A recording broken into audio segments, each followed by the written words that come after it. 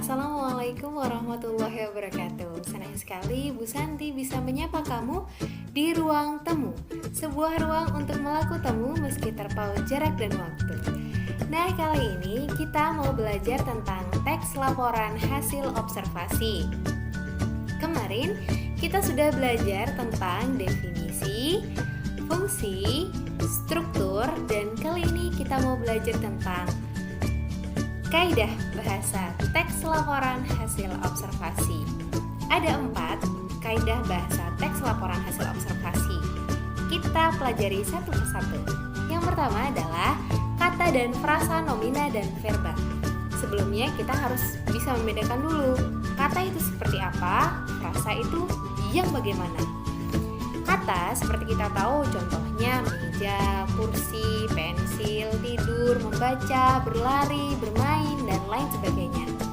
Nah, kalau frasa adalah gabungan kata yang menempati satu fungsi kalimat.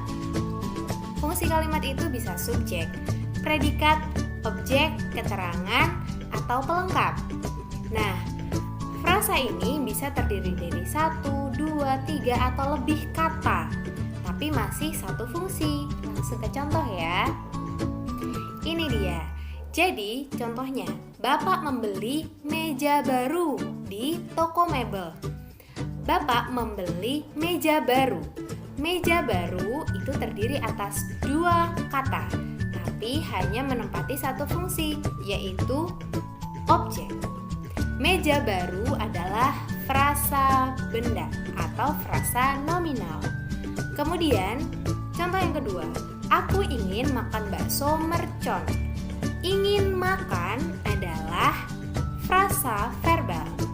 Dia 2 kata tapi menempati satu fungsi, yaitu fungsi predikat. Frasa verbal karena yang menjadi pusat adalah makan. Makan itu aktivitas. Aktivitas berarti kata kerja atau verba. Bakso mercon terdiri atas 2 kata, tapi menempati satu fungsi, yaitu fungsi objek. Dia disebut dengan frasa nomina. Gitu ya. Jadi kita bisa membedakan antara kata dan frasa. Kata yang mau kita pelajari ada 2, yaitu kata nomina atau kata benda dan kata kerja atau verba. Kalau kata kerja itu aktivitas, berlari, bermain, dan lain sebagainya. Oke? Sedangkan kata benda berarti berupa benda. Next. Nah, ini adalah contoh teks laporan hasil observasi. Yang sudah Bu Santi beri tanda pink itu adalah nomina. Contohnya, kelelawar. Kemudian disebut, berasal, mengisap, menggigit, merupakan. Itu adalah kata kerja atau verba. Kemudian frasa nominal yang seperti apa? Hewan menyusui ini. Nah, hewan menyusui ini itu menempati posisi subjek. Yang dimaksud dengan hewan menyusui ini adalah kelelawar. Dia adalah frasa nominal. Kemudian contoh frasa verbal. Hanya mengisap tanpa membahayakan. Nah, itu adalah frasa verbal. Kemudian yang kedua adalah afiksasi. Afiksasi adalah pembentukan kata dengan proses pengimbuhan. Jadi satu kata dasar diberi imbuhan me misalnya. Misalnya kata baca mendapat imbuhan me menjadi membaca. Gitu. Nah, imbuhan ini bisa ada di awal, bisa di tengah, bisa di akhir.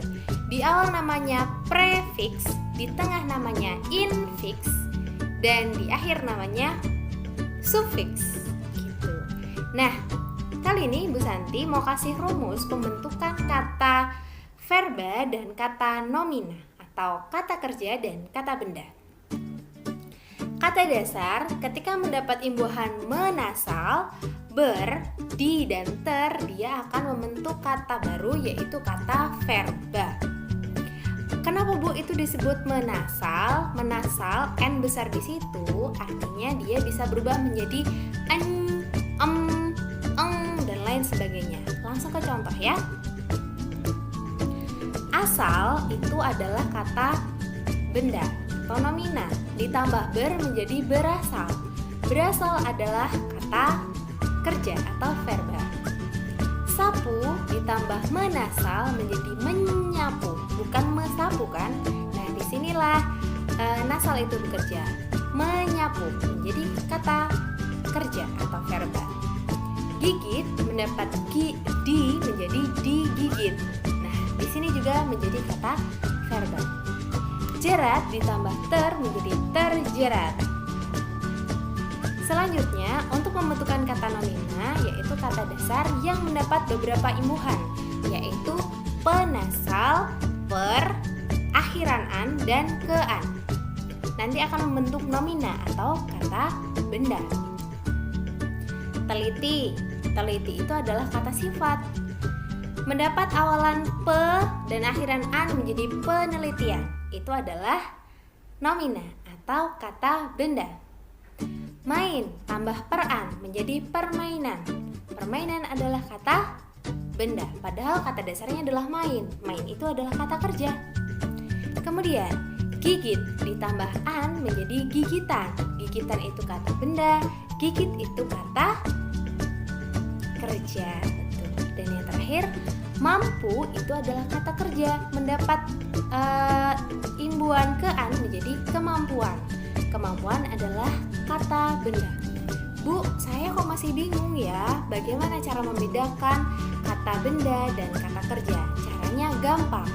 Kalau kata kerja itu bisa ditempelin kata tidak. Misalnya, makan, tidak makan. Minum, tidak minum. Menangis, tidak menangis. Nah, berarti makan, minum, dan menangis adalah kata kerja. Berbeda dengan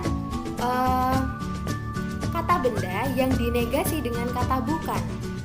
Bisa nggak kalau misalnya bakso, bukan bakso, betul kan? Yang betul kan negasinya bukan bakso, bukan tidak bakso. Nah, salah gitu ya. Jadi cara membedakan antara verba dan nomina adalah memberikan negasi. Bukan adalah negasi untuk nomina, sedangkan tidak adalah negasi untuk verba atau kata kerja. Oke, kali ini kita sudah belajar dua kaidah bahasa. Masih ada 2 lagi, akan kita sambung di kesempatan berikutnya. Sekarang silahkan coba kamu data kata-kata apa saja yang termasuk kata benda dan kata kerja yang ada di sekitarmu. Oke, sekian dari Bu Santi, semoga bisa dipahami, semoga bermanfaat. Jangan lupa like, subscribe, komen, dan share ke teman-teman kalian. Sampai jumpa di ruang temu berikutnya. Wassalamualaikum warahmatullahi wabarakatuh. Dadah.